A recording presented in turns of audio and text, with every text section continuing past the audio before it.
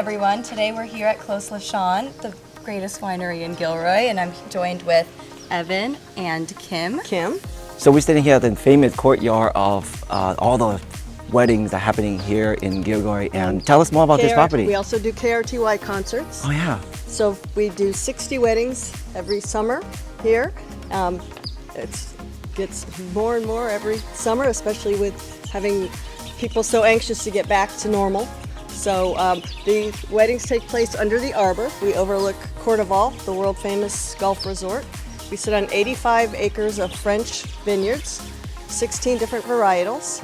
Cabernet is #1 varietal that we grow here, but we grow a lot of amazing varietals that you don't find very often. So here's a fun fact. A lot of people that come to Gilroy, they known for the Garlic Festival or all these big, car race meetup and whatnot. But what people really don't understand is that this is such a winery place. It's beautiful. Right? When we came here for the first time, we're like, why do we need to go Napa Valley? It's right here in the backyard. Yeah. This place is beautiful, right? It really is. Right, so you can come here and we roll our bike through this place. We bought one of those your lunch box or Charcuterie? charcuterie, yes, and then a bottle of wine. Well, like so cheap. Everything was like under $100, right? Yeah. And then we just better grab a spot right there under the tree, under the shade, and then just had a blast. Yeah, and then you just bike right back and you're back in the luxury Airbnb. Absolutely. That is awesome.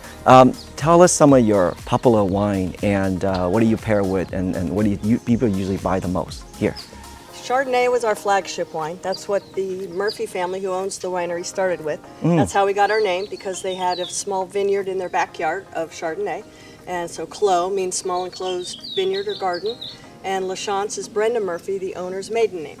Describe a little bit more about the corporate events that are possible. So we talked a little bit about the weddings, but So what we- are the other opportunities? Yeah, we have an event planner, and she can coordinate whether you do a team building opportunity or you just come out to enjoy some bocce ball or a tour. We have amazing tours where you learn how we make our wine. You learn the history of the valley. You learn about the family and how we're family owned and operated, certified sustainable. So those are some unique things about the winery that we like to share. And we also can do blending seminars. So corporations have a lot of fun with that. That's a good team building opportunity. Absolutely. The beauty thing is our property just right behind you, not too far away. We have a luxury Airbnb property situated on 100 acres of land. So it's more than just garlic. You come here, you stay at a luxury Airbnb with hot tub and swimming pool, basketball court, tennis court, and then you bike ride over to wineries like this and you feel like just a little getaway, right? And then I like to call this, and we call our property Tuscany Escape, with the inspiration of a little region in Italy, it's Tuscany. And because it has flat rolling hills, not too high or flat like Napa Valley, it's just rolling hills of the vineyard. It looks so beautiful. So I hope you offer your guests a bottle of our wine. We did. We bought 4 cases. Nice. And we have it on a cellar. So And I'm actually, sure yes. we'll give you some tasting cards so your guests can come and experience a tasting. And we are a member, All proudly. the better. And when you watch this video, of course, we'll give you all the contact down below for Kim and all the associates here. You're more than welcome to come by, mention our names, and hopefully they don't charge you more when you do that. But we will definitely get the words out. This is the lovely Well, thank property. you, and we'll do the same. All right, let's go for a tasting. This is called our designate flight, which Okay. starts with the sparkling. I don't know, but it's about 81 degrees right now, and it's just so cool and chill in this place. And now we're being offered with sparkling wine. Can't get more refreshing than that. No. So, do you start in a certain level when you're tasting? You go down the list or Go something? down the list, so they start lighter and get more full-bodied as you go down. And we have 2 choices for tasting: a $20 tasting, where of course you're a member, so Yes. it would be complimentary. But you can Become choose a any member. 5 from these 10 choices, or a $35 tasting, which is what we're doing right now, starting with the sparkling, and it's our what we call designate select wines. So it's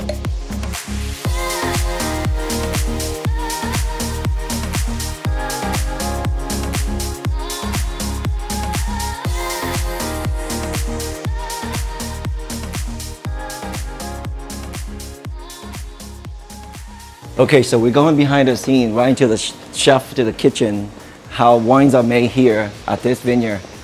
And this is exactly what I'm expecting to see. We've got probably about 2,000 barrels at any given time. We use primarily French oak. About 95% or so, I would say, is French oak. The other 5% is American oak, sourced out of Pennsylvania, Virginia mainly. And this room itself is actually fully temperature and humidity controlled. Barrels are sort of a living, breathing thing. They absorb stuff from the atmosphere. They swell, they shrink, depending on the humidity and the temperatures.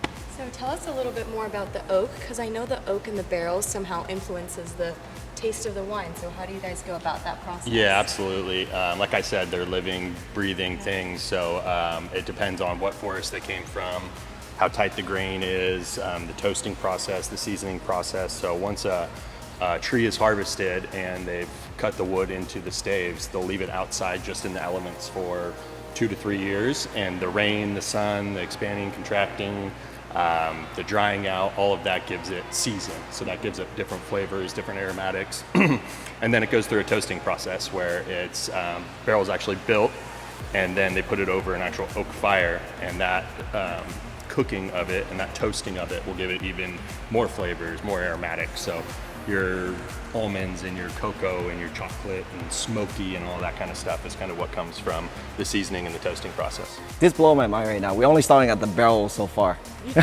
We haven't got to the recipe and the process That's of the where wine. the art really comes into winemaking. So 9 months out of the year, it's dormant, it's storage, it's quiet. But during harvest, this is kind of where all the action happens. This is buzzing and all this stuff's out of the way. We have our crusher to stemmer and our press right here.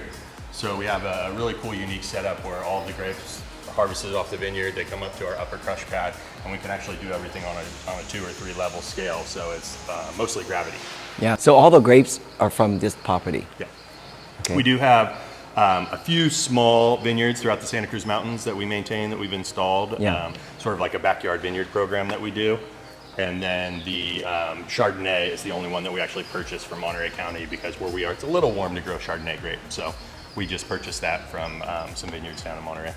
That's a great part of the wine industry and making wine is they grow grapes in all the most beautiful places and all the places where the weather is perfect. So You must hate your job. it's awful. It's awful.